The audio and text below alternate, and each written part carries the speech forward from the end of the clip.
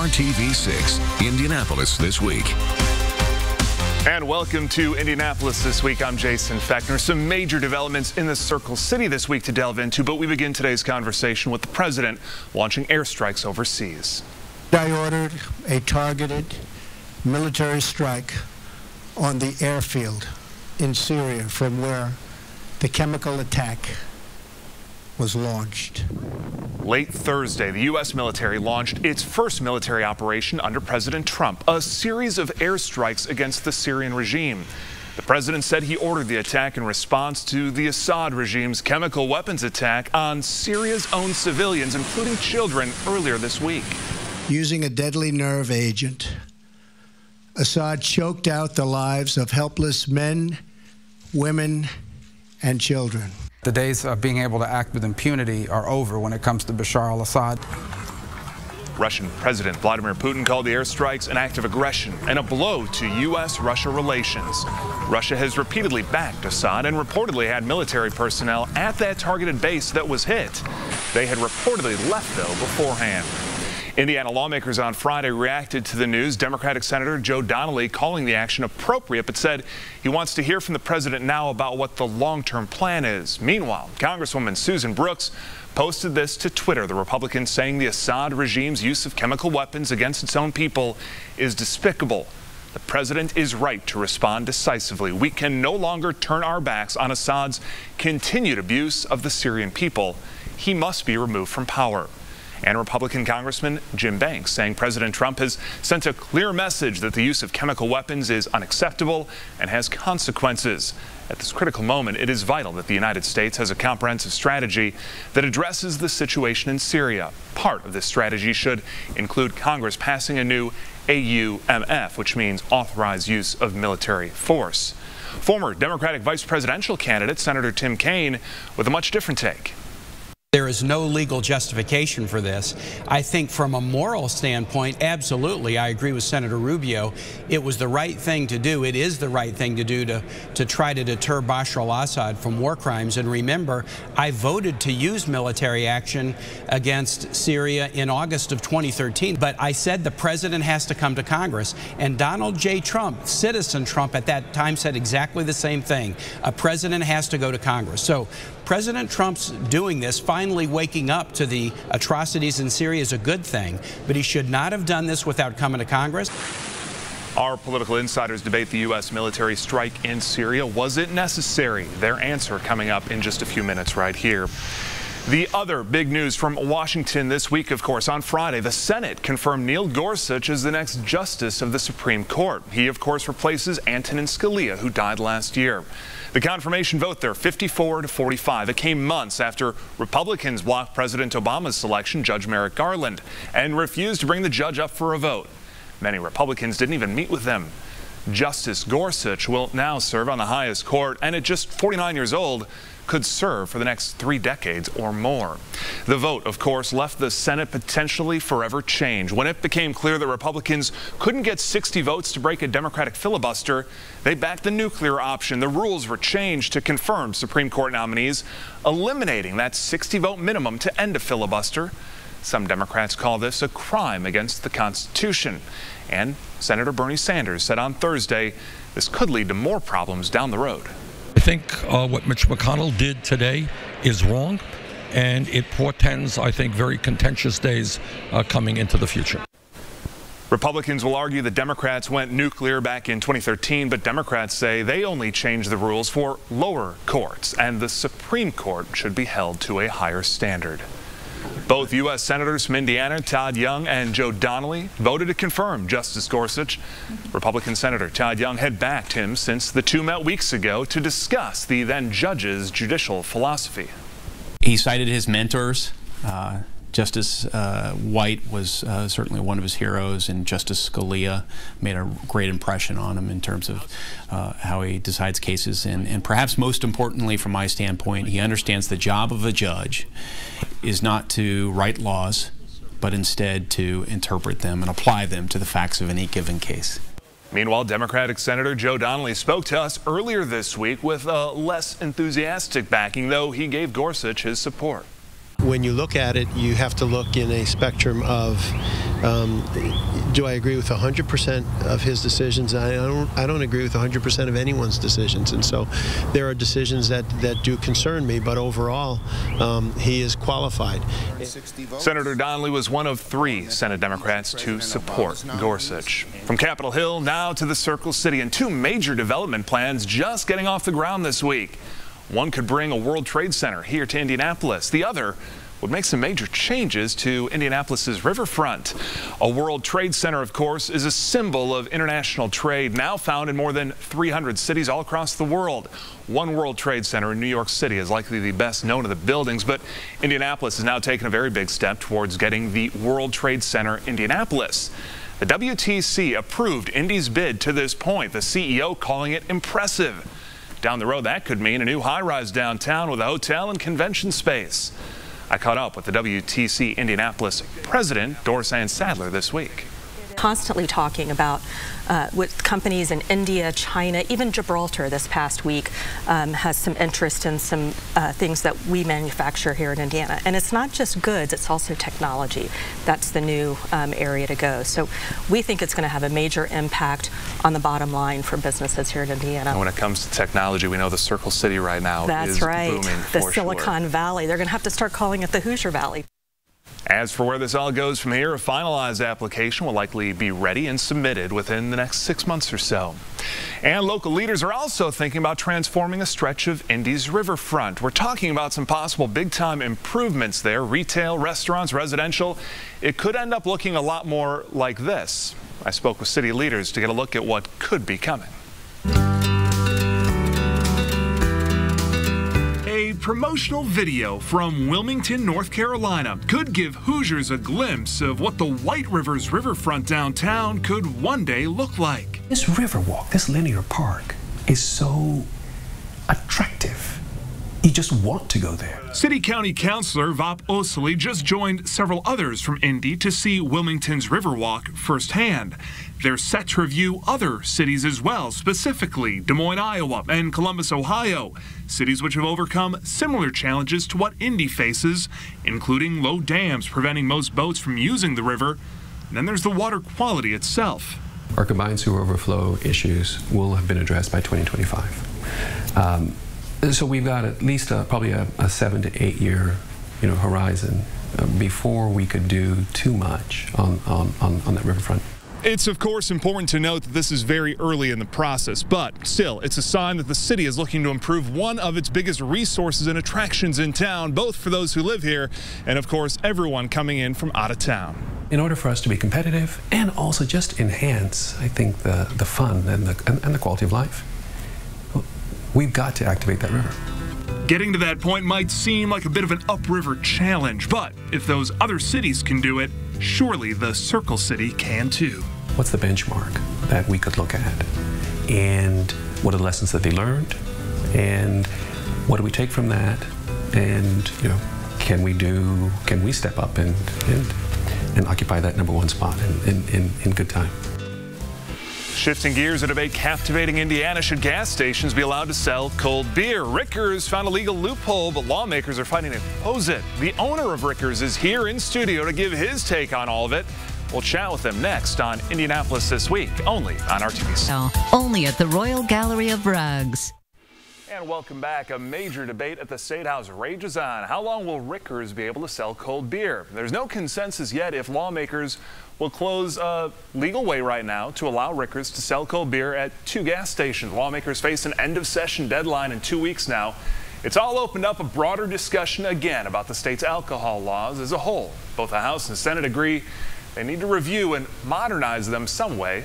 The Senate president says state lawmakers will need to agree on offensive sorts to build around the current laws in the near term. He says that will likely include letting Rickers continue to sell cold beer at 2 of its locations through the remainder of its permit, with 9 months left to go. And joining me right now, the owner of Rickers, of course, Jay Ricker. Jay, good to see you. Thanks for having me on. Is the food truck around? Did you bring anything here for us today? We didn't bring the food truck, although we did bring it earlier in the week for the legislature. Yes, you did. Talk about that in your efforts to kind of move this forward. So, this has kind of turned into a huge case. So consumers in this country today want to have fresh, homemade food, variety. We came up with the Tex-Mex. We tried it out downtown on a food truck for a year and a half, rolled it out to our stores. We had people saying, gosh, I'd like to have a cold beer. We have a big sit-down area, and so we found out through our attorneys who get our licenses that we actually would fall into the category that could have a license. That allows us to sell cold beer on premises and carry out cold beer. We started doing that a day and a half afterwards. I think the hospitals were full of all the people that own liquor stores because I think they all stroked out, because they all went immediately to the legislative bodies and to the leaders and said, you know, this is not right. And then the word, and I rarely use this in an interview, came out, loophole. Well, the governor finally weighed in and said, no, it was not a loophole. We followed the law. It took us like 90 days to get a license. We had local hearings, and the ATC had to weigh in. You have certain things that you have to do. We had our clerks trained. So it wasn't just a quick thing that we did. Then we've got the legislature trying to change things. I actually testified both the House and the Senate. Especially in the House, they came up with an amendment recently, sponsored by somebody on each side of the aisle, actually the representative from Sheridan, where we have one of those stores, that would have us holding no more licenses. This license we had is kind of a different one. We had spirits. We said we'd remove the spirits, and they needed to have a summer study. That bill, I'm told, in caucus with the Republicans in the House had overwhelming support, and they were to have a floor vote on it the next day. The next day, the chairman, Schmaltz, withdrew it, and they couldn't vote. However this ends up in the end of all of this, is this the first domino to fall to changing Indiana's alcohol laws down the road, do you think? Well, it certainly has started a conversation. Yes, it has. But the liquor lobby has done everything in its power to stifle the conversation, to try and hold us responsible, and they've pushed every button. I'm told the reason they didn't have a hearing on the bill was that the liquor lobby just had a fit. And Chairman Schmaltz had indicated to members of his committee the day before he was personally opposed to it, but they would get to vote on it. That's stopped. So the Senate side had one which was more restrictive, and I think will cause a lot of restaurants unintended consequences. It's got a high percentage of sales you have to have on liquor inside your store, and if you don't, you're going to lose the ability to sell cold beer. Again, the liquor lobby wants that. They don't want anybody else to sell cold beer but themselves. We will see what happens. Jay Ricker, we appreciate your time. Good luck with the Tex-Mex, too. Thank you. We're open for samples. Okay. Thanks, Jay. From the State House to the White House and Capitol Hill, of course, a historic week indeed. Our political insider standing by to put it all into context for us. That's next on Indianapolis This Week. Much better on ABC. And welcome back to Indianapolis This Week. We are joined by our political insiders, Kip Toof for the Democrats and Pete Seat for the Republicans right now. And let's first talk about the airstrikes launched on Thursday against Syria. Pete, your take, the appropriate response? Absolutely. I think we saw a decisive commander-in-chief. A lot of people were saying that a test would come for Donald Trump in his first 100 days, and we certainly got it with this despicable act in Syria, and he acted decisively and showed leadership, something, unfortunately, your former boss did not show when he drew that red line and then time and time again refused to live up to it. Kip, I don't even need to ask you a question. You can just keep rolling. Well, I mean, the interesting thing is he drew the red line, and there was no more gas attacks until this president took office. This president took office, sent the signals to Syria that they were going to look the other way. He was styling up to Putin. Putin and Assad are buddies. I think the Assad thought he could get away with it. And there was Trump's response. I'm not sure that it wasn't an appropriate response, but it remains to be seen.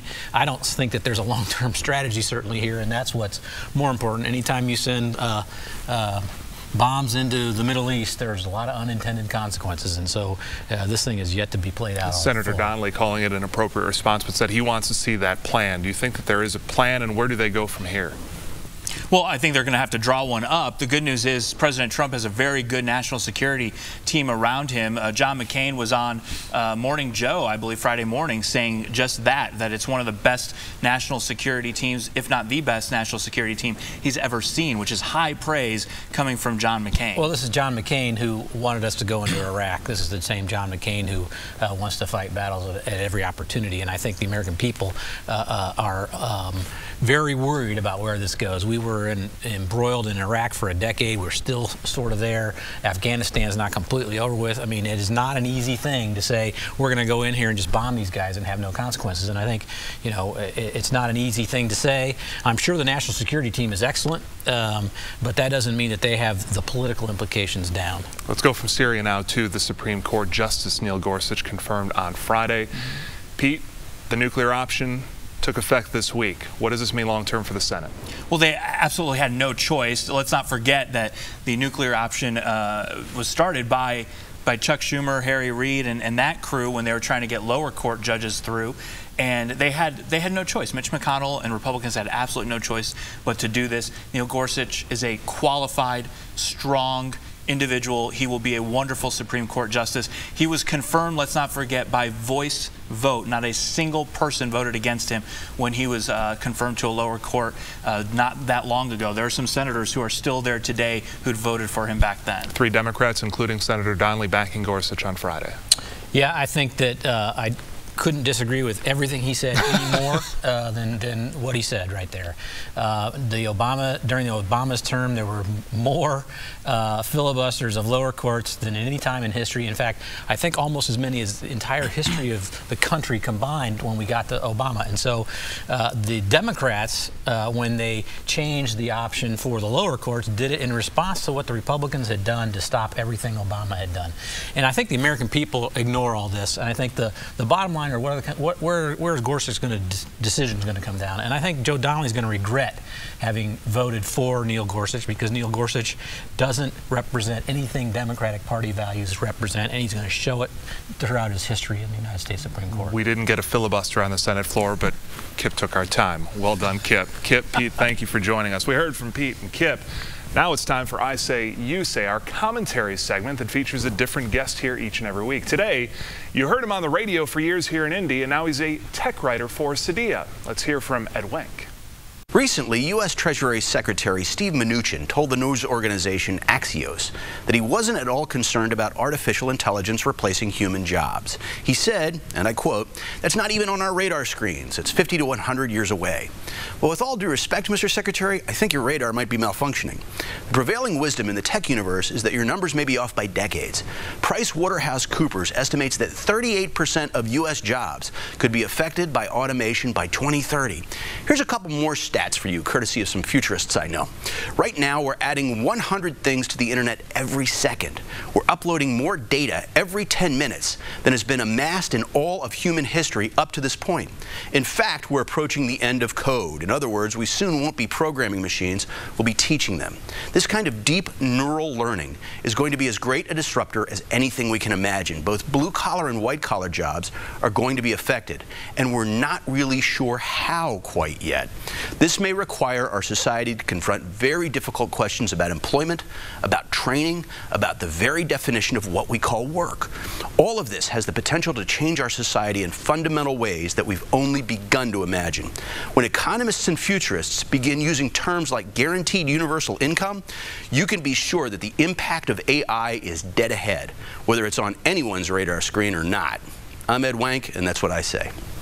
Thank you, Ed, and we want to know what you've got to say about anything in Indy this week. Reach out to us on Twitter, our Facebook page, the app, or online. Lauren Casey standing by to get us geared up for the week ahead. The 6 next on Indy. 10 on RTV6. Hope you're having a fantastic Sunday. Storm Team 6 meteorologist Kyle Mounts here with you. Temperatures certainly fantastic, warming into the middle 70s this afternoon. We'll come with a breezy southwest wind at 35 miles per hour, some of those gusts, but at least we're going to be nice and mild here, well above average, and we'll keep it dry. Overnight, temperatures going to stay mild as well. 60 degrees for an overnight temperature in Lafayette, 57 in the city, and 58 degrees in Columbus. As we look at your Monday, could have a few morning showers over around. Temperatures are going to stay mild as you head back to work. Highs in the mid-70s, and we'll find chance for showers, maybe even a few thunderstorms heading on into our Monday evening. There's a slight risk northwest of a Crawfordsville to Kokomo line that some of those storms could have some gusty winds Monday evening, something we'll continue to watch for you. 7-day planning forecast shows temperatures that get tempered just a little bit behind that weather system, but highs still in the 60s and lower 70s the next 7 days. Welcome back to Indianapolis This Week. I'm Lauren Casey. It's time for the 6, so let's take a look at 6 things happening right here in Indy. Great news if you hate pushing your cart through the crowds at grocery stores. Starting on Thursday, you can have your Meijer orders delivered right to your doorstep. That's the first day this service will be available right here in Indianapolis. You will have to pay for a membership to use this option. Well, come on out to Bankers Life Fieldhouse one more time this season to cheer on your Pacers at their last season home game. They take on the Atlanta Hawks on Wednesday. Tip time for that game is set for 8 o'clock. IMS is gearing up to honor a racing legend. A new exhibit honoring A.J. Foyt will open at the Speedway on Friday to commemorate the 40th anniversary of his record-setting 4th Indy 500 victory. That exhibit will run through the end of October. Well, this weekend you can see the Easter story in a whole new way. Back by popular demand, Gregory Hancock Dance Theater will bring their performance of Superhero, the story of a man called Jesus, to the Center of Performing Arts in Carmel. Tickets are just under $40 at the door. And we all know this weekend will be full of Easter egg hunts all across our communities. Kids, get ready for the Easter egg extravaganza that's on the south side. IMPD and Hubler Chevrolet are teaming up for this family fun event on Saturday. Those activities kick off at 1 p.m. And the yearly presidential egg roll takes over the Benjamin Harrison home downtown on Saturday. Come on out for crafts, music, and of course the race. Also this weekend you may see a whole cast of characters walking around downtown. That's because Comic-Con is returning this week to the convention center. Tickets for that are just $30 and kids under 12 can go for free. That's what's happening this week. Jason, back to you. Lauren, thank you so much, and thank you for joining us here on Indianapolis This Week. We will continue to follow the latest developments from Washington and the White House, and of course the State House with just 2 weeks to go. Join us each night right here on RTV6. For Raphael, Katie, Lauren, and our entire team, have a fantastic Sunday, everybody.